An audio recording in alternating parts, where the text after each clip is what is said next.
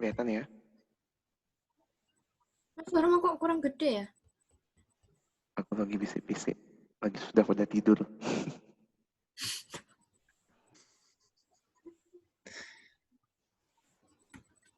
Sudah kedengeran belum?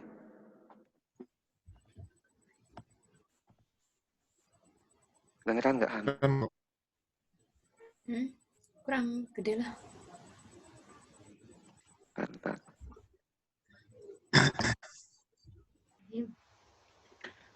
Halo, selamat malam semuanya. Assalamualaikum warahmatullahi wabarakatuh.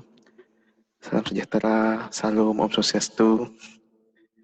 Kami dari kelompok 1 ingin sharing tentang apa yang sudah kami lakukan, yaitu terkait review jurnal. Di sini judulnya terkait Ethnic Marketing to the Global Millennial Consumers, Challenge and Opportunities. Oke, next. Ya, ini kami dari kelompok 1. Saya Igusti Bagus Yogi Suara. Rekan saya ada Hanifah Dwindasari dan Mas Alvin Syarifuddin Syahab. Oke, next.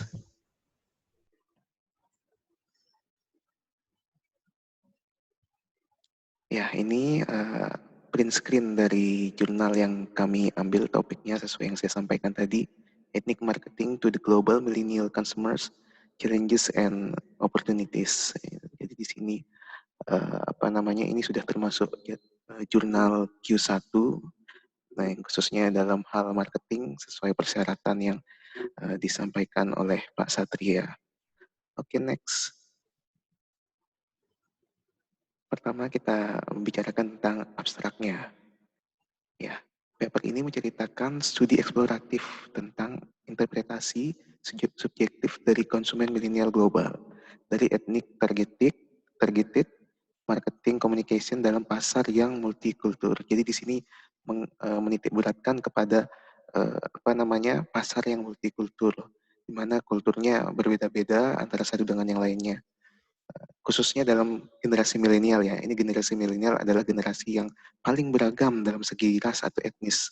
Kita bisa lihat juga sekarang sudah banyak banget yang orang tua dari milenial ini adalah etnis campuran, berasal dari etnis campuran, sehingga mereka juga sudah terbiasa dengan multi etnis atau multi culture. Apalagi ada beberapa juga generasi milenial yang melakukan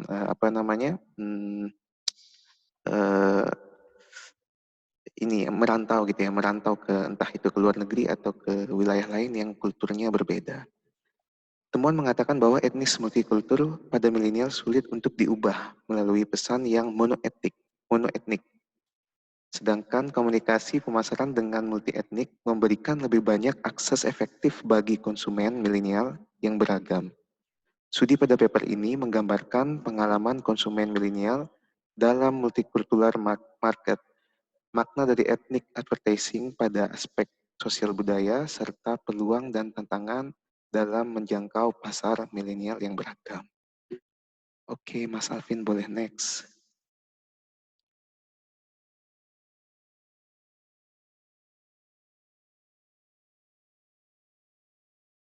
Next, Mas. Oke, sekarang untuk introduction-nya, pendahuluannya ada beberapa hal yang menjadi poin di bagian ini. Yang pertama, milenial merupakan generasi yang paling beragam. Beberapa ada yang lahir dari orang tua dengan etnis yang berbeda. Nah, ini seperti yang saya jelaskan tadi di awal. Mereka memahami dan menghargai perbedaan etnis. Mereka fasih juga berbahasa Inggris. Nah, ini yang menjadi salah satu kunci juga, salah satu nilai tambah juga bagi milenial. Karena ini menjadi bahasa global gitu. Mereka menjadi keuntungan tersendiri bagi market untuk brand-brand global yang berada di negara yang multicultural. Di UK sendiri, jumlah milenial ada sekitar 25% dari populasi, di mana lebih dari 20% memiliki background etnis dari British kulit putih Asia atau Asia British yang paling dominan. Dengan adanya keberagaman ini, milenial menggambarkan pasar yang menguntungkan untuk brand global pada negara multicultural. Brand seperti L'Oreal, Airbnb, dan Coca-Cola tertarik dan mencoba masuk ke pasar ini. Namun belum adanya literatur akademik yang sesuai dengan hal ini. Banyak milenial yang merupakan pendatang atau berasal dari etnis campuran yang sudah terbiasa dengan budaya yang beragam. Oke, next. Nah, tujuan dari paper ini yang coba kami ringkas gitu. Nah, jadi paper ini bertujuan untuk memberikan penyelidikan eksplorasi tentang bagaimana individu dari generasi ini tinggal di Inggris secara multicultural. Generasi milenial tadi ya. Menafsirkan citra iklan yang disematkan etnis dan narasi. Bagaimana ini terjalin dengan pengembangan identitas etnis mereka, kesejahteraan dan inklusi masyarakat lokal. Nah, di sini ada beberapa pertanyaan yang disusun yang harapannya nanti dengan penelitian ini akan terjawab. Ada 4 poin utama. Yang pertama, apakah generasi milenial peka terhadap representasi etnis dalam komunikasi pemasaran yang melekat pada etnis? Yang kedua, jika demikian, apakah penafsiran mereka dipengaruhi oleh pengalaman hidup mereka sebagai individu etnis dalam masyarakat kulit putih mayoritas? Serta yang ketiga, apakah interpretasi-interpretasi ini tercermin dalam identifikasi etnis mereka, inklusi sosial yang dirasakan, status sosial dan kesejahteraan, serta yang terakhir, strategi komunikasi seperti apa yang efektif untuk hal ini. Oke, next, Mas Alvin. Nah, kita coba masuk ke bab literaturnya. Yang pertama yang dibahas adalah The Global Millennial Consumers. Jadi adanya teori yang mengusulkan strategi segmentasi dengan mengelompokkan populasi dunia yang sangat besar berdasarkan siklus historis mereka. Teori ini mengemukakan bahwa peristiwa itu mencirikan siklus sejarah spesifik yang berdampak pada orang yang hidup selama periode itu dan membentuk perilaku, sikap, nilai-nilai, dan pemikiran yang pada gilirannya menciptakan kelompok generasi yang dapat diidentifikasi diskriminasi dan ketidaksetaraan melalui atribut-atribut umum.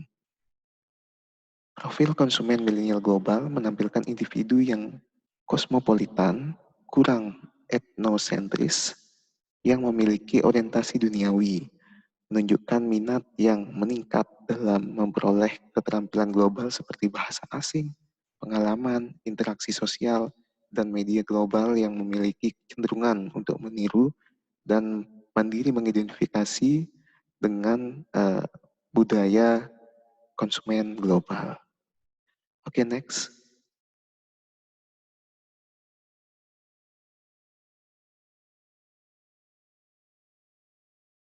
Selanjutnya tentang ethnic marketing communications to global millennials. Ini akan disampaikan oleh Mbak Hanifah. Silahkan Mbak Hanifah. Jadi untuk selanjutnya membahas mengenai ethnic marketing itu sendiri. Nah, stereotip seringkali terjadi di belahan dunia. Keyakinan itu bisa positif ataupun negatif. Itu tergantung pada suatu kelompok sosial yang menilai. Mungkin saja memang benar ya, tetapi stereotip tidak boleh membuat suatu kelompok etnis menjadi direndahkan. Cara meluruskannya yaitu dengan menumbuhkan kesadaran dan keinginan melawannya, dalam artian dibuktikan dengan nilai positif. Komunikasi pemasaran etnis di sini proses di mana dialihkan ide atau gagasan suatu budaya yang satu kepada budaya yang lain, dan sebaliknya.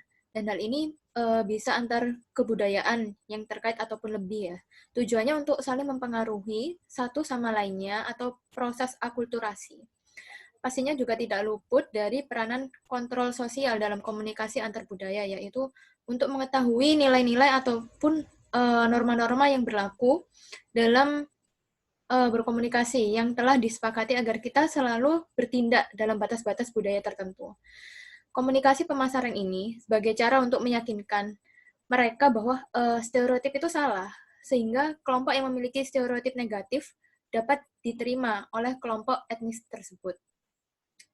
Penelitian ini menunjukkan bahwa kaum milenial membutuhkan keseragaman budaya antar dunia dan menjunjung atau menghormati budaya lain dengan tidak memberikan stigma negatif pada suatu kelompok etnis tertentu. Bisa next, Mas Alvin.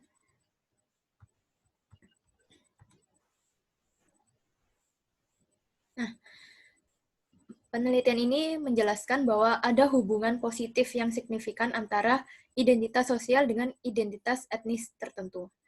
Tema etnitas sendiri telah mendapatkan perhatian khusus karena banyaknya ledakan konflik etnis di berbagai negara.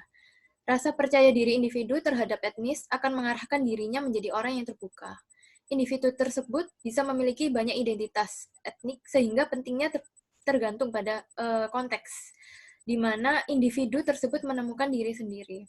Nah, jika suatu negara memiliki lebih dari satu etnik, maka perlu mengetahui mana yang akan digunakan dari etnik tersebut. Manakah dimensi yang harus difokuskan saat mencoba mengukur keberagaman etnis di suatu negara? Nah, nantinya akan dibahas dalam penelitian ini. Bisa next.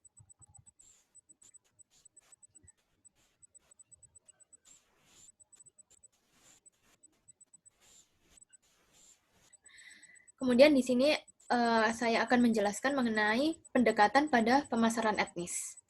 Nah, pemasaran etnis sendiri adalah pemasaran yang bertajuk untuk mendapatkan wawasan ke dalam pola pikir, pendapat, dan preferensi orang yang memiliki latar belakang sosial, ekonomi, keuangan, geografis, khususnya budaya terhadap suatu produk. Komunikasi pemasaran akan menjadi lebih efektif jika interpretasi atau komunikasi antar pemasar dan konsumen, budaya yang digunakan atau kebiasaan konsumen, dan tanggapan konsumen terhadap produk yang ditawarkan. Nah, apakah pesan tersebut tersampaikan? Sikap terhadap merek serta keinginan membeli adalah ukuran-ukuran komunikasi pemasaran pada umumnya. Artinya, objek yang dinilai di sini adalah apakah pemasar berhasil mengkomunikasikan pesan tertentu secara keseluruhan. Pengukuran sederhana yang lain adalah dengan mengembangkan komunikasi pemasaran, yaitu dengan memberikan kesempatan kepada konsumen memberikan tanggapan, dan sebaliknya, memberikan kita kesempatan sebagai pemasar penerima tanggapan. Nah, sehingga kita dapat mengukur efektivitas dari komunikasi kita. Tanpa dilakukan pengukuran efektivitas, akan sulit diketahui apakah tujuan perusahaan dapat dicapai atau tidak. Nah, ukuran-ukuran yang dapat digunakan selain yang disebutkan di atas adalah sikap konsumen terhadap produk atau perusahaan, dan respon konsumen dilihat dari kebiasaannya atau budayanya itu seperti apa. Seperti yang dikatakan oleh Scroreader dan Swiss tahun 2004, komunikasi pemasaran memiliki kekuatan ekspansi yang jauh lebih besar dan membentuk budaya konsumen yang menjadi sendi utama pemasaran suatu produk. Kemudian usaha media iklan mengkonstruksi sosial budaya melekat pada produk menjadi tanda bahwa pesan-pesan iklan tersebut telah menjadi konsumsi. Makna sosial budaya bagi konsumen kemudian diaplikasikan makna tersebut ke dalam kehidupan sosial budaya. Jadi makalah ini menjelaskan bahwa iklan yang diciptakan akan ditafsir oleh konsumen sebagai realitas yang memiliki makna tertentu. Pembuat iklan menggunakan nilai-nilai sosial budaya dalam menandai merek produk yang dikomunikasikan sehingga realitas iklan yang dibangun menjadi sistem yang terstruktur dalam keyakinan konsumen. Peran komunikasi juga ikut ambil andil sebagai sistem representasional yang mempengaruhi persepsi konsumen terhadap dunia sosial. Kemudian next. Next lagi. Oke. Jadi metode penelitian di sini menggunakan metode pendekatan konstruktif interpretif untuk mengumpulkan data dan analisis data. Pendekatan ini lebih kepada manusia yang dapat berpikir, mengevaluasi keadaan, dan memiliki kebebasan serta kemampuan untuk menentukan pilihan tindakan dan dari serangkaian pilihan. Realitas sosial dapat dipengaruhi dari persepsi dan tindakan sosial. Jadi, posisi konsumen sebagai pengevaluasi dari komunikasi pemasaran yang merupakan panduan spesifik iklan, promosi penjualan, dan sebagainya. Di sini penulis melakukan wawancara kepada 23 responden yang berasal dari generasi milenial. Budaya kelompok etnis berasal dari kulit putih dan bukan berkebangsaan Inggris. Wawancara itu dilakukan antara 56 hingga 99 menit. Hal yang dibahas adalah latar belakang, budayanya seperti apa, bagaimana cara dia beradaptasi, dan pengalaman akulturasi mereka.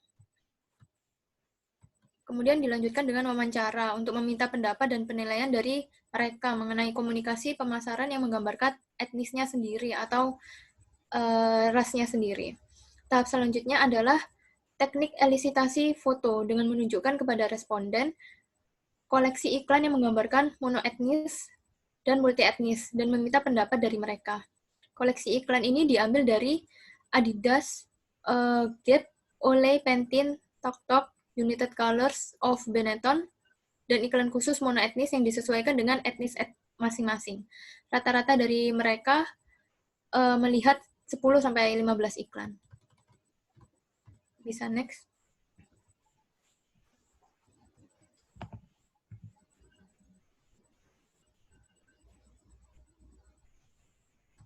Ya, jurnal ini menggunakan 6-7 teknik pembanding, diantaranya yaitu berdasarkan kategori, abstraksi, perbandingan, integrasi, pengulangan, dan sanggahan. Teknik pembanding di sini mengelola analisis data secara kualitatif dan dilakukan secara sistematis, dengan membaca ulang catatan pada problemnya sebelum ke problem berikutnya. Kemudian data tersebut diolah dan dikelompokkan berdasarkan kategori atau catatan khusus, ataupun bisa keduanya. Next, Mas Alvin.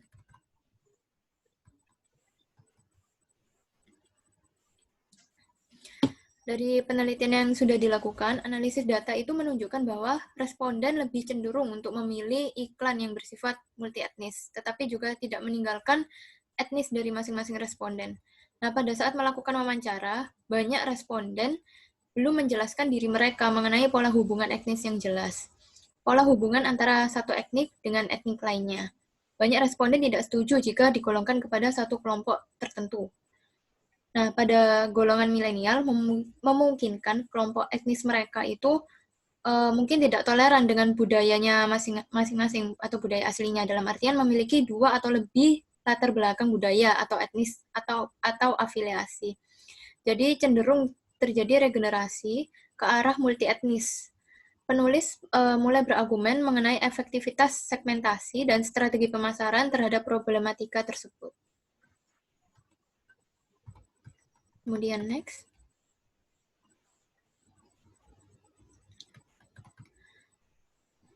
Di sini akan dijelaskan oleh Mas Alvin. Silakan, Mas.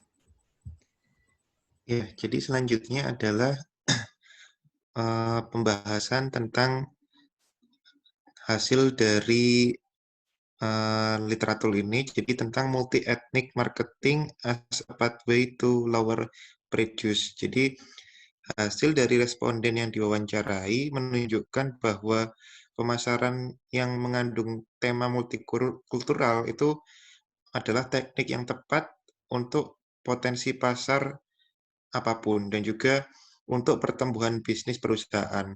Di sini metode pemasaran yang seperti itu memberi dampak positif terhadap persepsi mengenai tentang imigran. Kemudian dengan multi etnis juga memberikan pemahaman mengenai perbedaan dalam kepemilikan produk konsumen, preferensi merek, dan juga motif. Nah, kemudian dalam paper ini juga menyarankan bahwa dengan pemasaran bertipe multikultural itu bisa memberikan keuntungan antara lain bisa membangun identitas kelompok bersama di antara individu yang beraneka ragam dan juga bisa meningkatkan kesamaan lintas budaya dan memicu sikap lebih positif terhadap orang-orang yang berbeda culture-nya. Nah, di sini menggunakan berbagai isyarat etnis dalam komunikasi pemasaran berpotensi menjadi strategi untuk membangun identitas kelompok bersama di antara individu-individu dari latar belakang etnis yang berbeda, sehingga meningkatkan kesamaan lintas budaya dan memicu sikap yang lebih positif terhadap orang-orang dari warisan yang berbeda. Jadi intinya adalah di sini dengan menggunakan metode marketing secara multikultural itu bisa mengurangi diskriminasi juga terhadap para imigran. Nah, selanjutnya adalah tentang are you in or out placing ethnic marketing in the social inclusion discourse. Jadi, social inclusion itu adalah bagaimana penerimaan masyarakat terhadap Anda. Jadi, are you in or not? Apakah Anda dianggap di dalam masyarakat itu ataukah sebaliknya? Nah, di sini wawancaranya berfokus pada pengalaman hidup dari para peserta sebagai individu, dari etnis yang berbeda dalam masyarakat kulit putih mayoritas, dan mengeksplorasi lebih dalam pemahaman mereka tentang inklusi sosial, tantangan sosial nyata dalam masyarakat yang beragam. Nah, masyarakat mayoritas peserta merujuk pada inklusi sosial dalam 6 dimensi utama, yaitu mulai dari penerimaan, yaitu rasa memiliki, kenyamanan, rasa hormat, dan pengakuan sosial, serta kesetaraan. Di sini hasil menunjukkan bahwa merek menggunakan iklan multikultural itu tampaknya lebih inklusif bahkan tanpa harus membangun kesesuaian etnis. Nah, selanjutnya adalah tentang the downside of ethnic congruence in mono-ethnic marketing. Jadi ini kekurangan dari pemasaran yang jenisnya monoetnik atau terfokus pada satu etnis. Nah, di sini ketika komunikasi permasaran multi etnis itu sangat berkontribusi pada penghapusan prasangka dalam masyarakat lokal dan menginspirasi kenyamanan positif dari berbagai kelompok etnis. Nah, sedangkan pemasaran monoetnis ini dikritik karena mendorong generalisasi dalam satu kelompok etnis dan pemisahan di tingkat masyarakat. Nah, pada sesi interview, peserta berusaha melepaskan diri dari sekelompok orang tertentu yang tidak dia kenali, dengan berulang kali menekankan kurangnya kesesuaian antara penggambaran dalam iklan dan juga pandangan diri serta religiusnya sendiri. Nah, dan sepanjang wawancara itu para peserta berulang kali menggunakan kata-kata seperti kata-kata ofensif, jadi seperti jelek, bodoh, kesal, ataupun menggurui ketika membahas beberapa nasihat yang melekat dalam satu iklan etnis tunggal. Nah, seperti pada salah satu paper oleh Pennazzola, Teichfeld, dan Wilkes, itu mengatakan tentang iklan monoetnis yang lebih menyoroti perbedaan antara kelompok etnis dalam imajiner sosial. Jadi ketika perbedaan ini dilebih-lebihkan, representasi stereotip dapat muncul. Jadi representasi stereotip itu adalah penilaian terhadap seseorang yang hanya didasarkan pada persepsi terhadap kelompok di mana orang tersebut berada. Nah, solusi bagi mereka untuk menghindari generalisasi seperti itu, yaitu menjadi lebih kompeten secara budaya dengan merekrut tenaga kerja dari latar belakang etnis yang dapat memberikan wawasan lebih berdampak dan sensitif secara budaya untuk lebih efektif menargetkan individu etnis. Selanjutnya adalah hasil dari salah satu yaitu tentang target me, not my ethnicity, importance of natural portrayals of ethnicity in marketing communication. Jadi di sini sepanjang wawancara, para peserta menekankan peran penting dalam mengimplementasikan penggambaran yang realistis dari para pendukung etnis, baik dalam iklan yang melekat monoetnis dan multietnis. Di sini milenial tampaknya menafsirkan iklan yang secara terang-terangan menekankan etnis sebagai buatan mendramatisasi perbedaan antara orang-orang dari berbagai latar belakang etnis. Dan juga berbagai narasi yang dijumpai menunjuk ke arah baru untuk pendekatan pemasaran multikultural yang efektif, seperti penggunaan arti penting isyarat etnis dan penggunaan etnis sebagai hanya sifat individu dan bukan segmentasi utama, dan juga kriteria penargetan. Kemudian selanjutnya adalah hasil dari tentang Show Me All Your Money Persuasion Knowledge in Ethnic Marketing Communication. Di sini para peserta menyarankan bahwa iklan yang hanya menggambarkan satu etnis berbeda dari mayoritas negara tempat mereka tinggal adalah sebuah tanda eksplisit dari tujuan pemasar untuk meningkatkan pangsa pasar daripada upaya inklusif. Nah, ini menyerukan perhatian pada kemampuan konsumen untuk mengidentifikasi upaya persuasi ketika terkena upaya pemasaran yang melekat monoetnis. Merek yang menggunakan isyarat monoetnis untuk menargetkan konsumen Cina atau Asia lainnya dianggap kurang global dan berkualitas rendah. Sedangkan iklan multietnis tampaknya memicu asosiasi merek yang lebih positif seperti global, kualitas tinggi, terkenal, kebarat-baratan, ataupun unik. Nah, ini ada salah satu pendapat dari interviewee, yaitu salah satu alasan orang Cina membeli merek-merek ini adalah karena ingin mentransfer citra negara-negara global barat ke identitas mereka. Jika merek ini hanya menargetkan orang-orang Cina, maka Anda akan kehilangan pelanggan ini. Pelanggan ini itu yang dimaksud adalah pelanggan selain orang Cina. Nah, yang terakhir adalah tentang discussion. Jadi inti dari temuan penelitian ini adalah tentang persepsi konsumen milenial tentang komunikasi pemasaran etnis yang digunakan di pasar multikultural. Kelompok beragam etnis, konsumen terbuka yang beraneka ragam dengan identitas global yang nyata.